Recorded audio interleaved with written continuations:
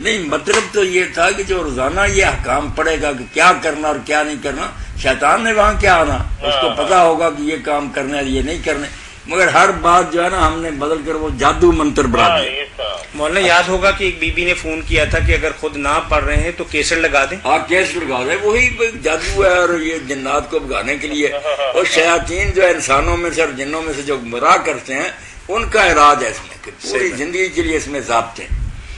اب یہ سورت جب ختم ہوئی نا تو سورت کے خاتمے پر جیسے بالکل شروع میں کہا کہ وہ ایمان بالغیب رکھتے ہیں، کتابوں کو مانتے ہیں، یہ اوپر والی آیت دیکھیں، اس میں خلاصہ دین کا نکال دیا کہ مومن کیا کہتے ہیں۔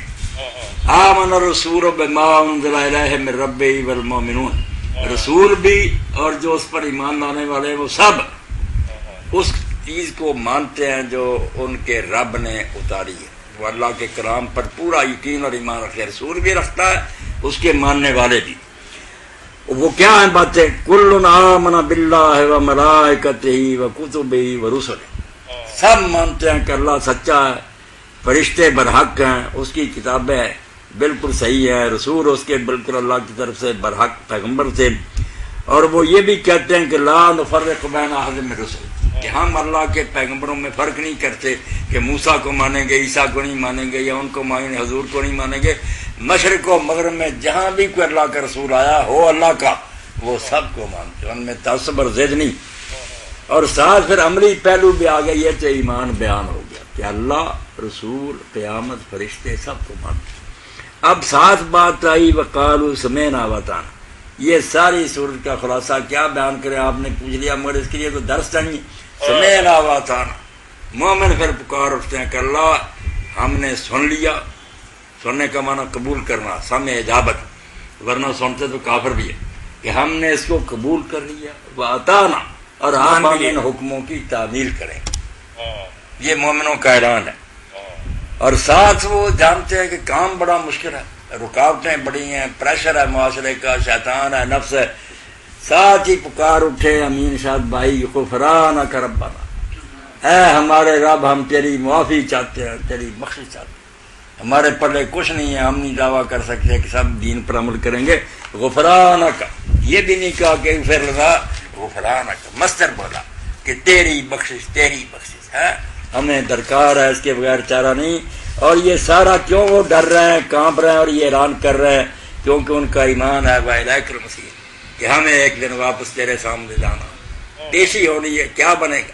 تو اب اللہ تعالیٰ نے پھر تسلی دی، اب آپ کی آیت پر آ گیا، لا یکلف اللہ نفسا الا وسعہا، میرے بندو تسلی رکھو کہ میں کسی شخص کو صرف اس شے کا ذمہ دار ٹھہراؤں گا، اس کا حساب لوں گا جس کی اس میں وسعت ہے۔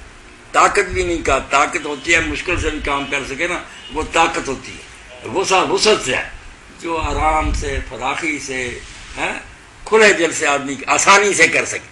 اللہ نے کہا گھبراؤ نہیں، میں حساب لیتے وقت ہر بندے کا دیکھوں گا کہ اس کی کیپیسٹی کتنی گنجائش تھی اس میں، اگر وہ ان پڑھ ہے، جاہل ہے، بیچارہ بوڑھا ہے، بیمار ہے، اس کا نہیں حساب لوں گا، جو تندرست اور عالم ہے ان کو لا یکلف اللہ نفسا الا وسعہا، ہر شخص پر اللہ اتنی ذمہ داری ڈالے گا جتنی وہ آسانی سے کر سکتا، مگر آسانی کا فیصلہ جیسے آپ نے کہا نا کہ آرام سے بیٹھے، نہیں مجھ سے تو روزہ رکھا نہیں جاتا، مجھ سے تو یہ کام نہیں ہوتا، اس کا فیصلہ اللہ کرے گا کہ اس میں وسعت تھی یا نہیں، بہانے بنانے سے کام نہیں چلے گا۔ یہاں مجھے حضرت شاہ اسماعیل شہید رحمۃ اللہ علیہ یاد آتے ہیں کہ وہ جہاد پر جانے سے پہلے اتنے نرم و نازک پلے ہوئے شہزادے، اتنا علمی خاندان تھا، دوپہر کے وقت دہلی کی جامع مسجد کے تپتے فرش پر ننگے پاؤں پھرا کرتے تھے، لوگوں نے ان سے یہی آیت سنا کر کہا کہ شاہ صاحب لا یکلف اللہ نفسا الا وسعہا، ان کا وہ کہنے لگے بیٹا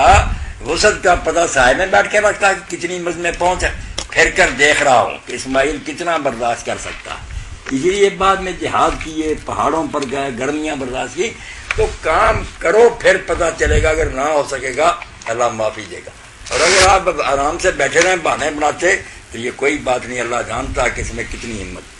تو جو اوپر وہ پکار اٹھے نا تیری بخشش، تیری بخشش، تیرے پاس واپس آنا، تو کہا اللہ تعالیٰ ہر شخص پر اتنا ہی بوجھ ڈالے گا جتنا وہ آسانی سے اٹھا سکتا تھا، اور ساتھ ہی یہ بھی بتا دیا لہا ما کسبت वाला मकतब, इधर उधर से किसी की नेकियां नहीं मिलेगी कि हम इब्राहिम अलैहिस्सलाम की औलाद हैं, हमारे बड़े नेक थे इसलिए उनकी नेकियां हमें बख्शवा लेंगी। गलत बात है। लहा मा कसबत, जिसने नेकी की होगी वो नेकी सिर्फ उसी को मिलेगी। लहा पहले लगा है कि ये जो है ना एक का स्वाब दूसरे की भी हमने बनावटी बनाया है। लहा मा कसबत, जिसने नेकी की है वो सिर्फ उसी को मिलेगी। व अलैहा, और सिर्फ उसी पर वबाल होगा मक्तसबत, जिसने गुनाह किया हो। अब देखें, लहा फायदे वाली चीज को कहते हैं, अलैहा बोझ वाली, बोझ कि अजाब उसी पर होगा जिसने इक्तिसाब किया। और ये भी कुरान मजीद का कमाल है कि नेकी के लिए कसबत कहा कि किसी तरह भी हो गई ना, बाई चांस वास्ता ही बन गया, स्वाब दे देंगे। इक्तिसाब ये तकल्लुफ चाहता कि बहुत कोशिश से, बहुत जिद्दोजहद से कहा गुनाह मामूली जो है ना वो नहीं पकड़ूंगा, जिसने प्लानिंग के साथ बड़ी कोशिश के साथ किया ना उसको नहीं छोड़। हाँ, कुरान पाक का क्या बयान किया, हाँ माँ का सबक मौलाना जो नेकी की उसने, आप सुन ही रहे ना कुरान पाक का दर्स में। अमीन साहब, अब इसी पर खत्म करने आगे फिर आपका बहुत ज्यादा शुक्रिया। मैं आपके तवस्सुस मैं ईमानदारी की बात ये है, नहीं आप सुने जरा, मैं नहीं टाइम ज्यादा नहीं आपने लिया, अल्लाह ताला आपको जज़ाए खैर अता फरमाए। तो हम मिलजुल के मौलाना के पांव दबाते हैं और गुजारिश करते हैं कि फतावे की बजाय अगर हमें दरसे कुरान दे दिया करें तो शायद हमारी दुनिया और आखिरत ज्यादा बेहतर हो जाए। कुरान ही हिदायत। वरना तो इस प्रोग्राम के जरिए हम काफी हद तक जिच हो चुके हैं कि लोग पूछते हैं जी कारोबार नहीं चलता, वजीफा बता दें, बच्चा इम्तिहान में फेल हो गया पास करवा दें। असल में सब बंदों का यही मसला है, जितने मिलने जुलने हैं एवरीडे लाइफ में यही बंदे हैं। इस तरह के दीन को जो है ना अमलगमेट कर दिया गया है और सिर्फ दुनिया के फायदों। अब बस कुछ काम ऐसा हो गया कि मौलाना ने बहुत खूबसूरत मौलाना अशरफ अली थानवी रहमतुल्लाह अलैह के हवाले से एक दफा बात बताई थी कि जमजम से पीने की बजाय कुछ और काम लिया जाए, यही बात बताई थी ना। यही थी कि उससे आदमी सजा करना शुरू मैं लफ्ज़ नहीं बोल रहा, कर तो देगा वो, मगर है तो नहीं इसलिए हर के गुलाब को इसलिए इस्तेमाल करे, गलत इस्तेमाल। कुरान है हुदल लिल मुत्तकीन, हिदायत की, हिदायत लो। दम दरूज नंबर 2 काम है, कभी हो गया ठीक है। फरमाते होते हैं कि मुर्दों के सराहने पढ़ने की चीज बना दी गई है। नहीं अब यही हो गया ना, बा या तस्जुदी कार नदारी क्या यासीन है वो आसा व मेरी। ऐ मुसलमान, अब तेरा ताल्लुक कुरान की आयतों से यही रह गया कि इसकी यासीन से ना तेरी जान आज जल्दी निकल जाए। मौत का नुस्खा। अस्सलाम वालेकुम व रहमतुल्लाह। वालेकुम अस्सलाम व रहमतुल्लाह। सर ये पूछना था कि ये 10 लाख रुपए पे रिकॉर्ड कितनी बनती है, और ये सोना है जो है वो 10 लाख में 25,000 रुपए जी।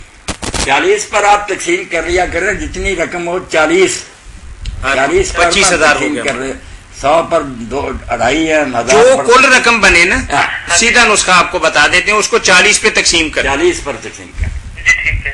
चलिए ये तो बात हो गई ज़कात के हवाले से। आप सोने के हवाले से कुछ पूछ रहे थे हमसे। जी उस पर भी मैंने कहा अगर 12 तोले है तो उस पर कितनी बनती है? तो उसका भी असली तो 10 तोले रह गए, जैसे मौलाना फरमाते हैं कि खोट वोट निकाल देनी है। खोट जो है ना निकाल कर जो खालस सोना ना उस सुनार से मालूम कर ले, उस पर देनी है, और देनी यही है 40वां हिस्सा। 2.5 लाख बनेंगे तकरीबन, उसकी कीमत उसकी लगवा रहे हैं, फिर 40वां हिस्सा दे दे। 40वां हिस्सा उसका। कुल रकम जो भी बने उसकी गिनती को आप 40 पे तकसीम कर दें। 2.5% हमें करना नहीं आता सीधे साधे तरीके से, तो झटका हिसाब मौलाना ने निकाला है कि 40 पे तकसीम कर। अल्लाह कबूल। कुरान पाक जो है ना ऐसा मुकद्दर पानी है कि दिलों के दूर करता। मौलाना बदकिस्मती से अब यानी हमारे उलमा इकराम नमाज के हवाले से कि ऐसे हो गया तो दायरा जी कॉल लेते हैं पहले। अस्सलाम वालेकुम व रहमतुल्लाह। सर फतवा ऑनलाइन सर। जी फतावा ऑनलाइन। सर एक आपसे सवाल करना था।